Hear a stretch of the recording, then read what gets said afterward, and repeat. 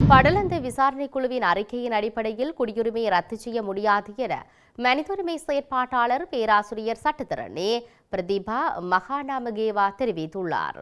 படலந்த விசாரணைக்குழு 1948ஆம் ஆண்டு 17ஆம் இலக்க விசாரணைக்குழு சட்டத்தின் கீழ் நியமிக்கப்பட்டுள்ளதால் இது எந்தவொரு நபரின் சிவில் அல்லது குடியுரிமை ரத்து செய்ய அதிகாரமுடையது அல்ல என பிரதீபா மகாநாமகேவா தெரிவித்துள்ளார். ஒரு நபரின் சிவில் அல்லது குடியுரிமை ரத்து செய்ய முடியும் என்பது 1978ஆம் ஆண்டு 7ஆம் இலக்க சிறப்பு ஜனாதிபதி ஆணைக்குழு சட்டத்தின் கீழ் நியமிக்கப்படும் விசாரணை குழுக்கள் மட்டுமே காணப்படுகின்றது என அவர் சுட்டிக்காட்டியுள்ளார்.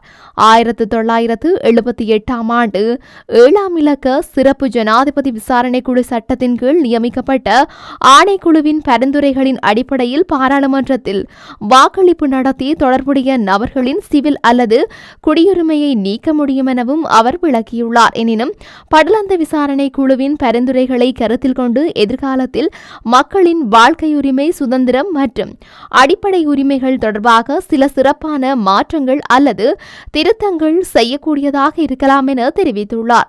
போதுமான சான்றுகள் இருந்தால் குற்றவியல் வழக்குகளை தொடர சட்டமா அதிபருக்கு அதிகாரம் உள்ளதையும் மகாநாமகேவா சுட்டிக்காட்டினார்.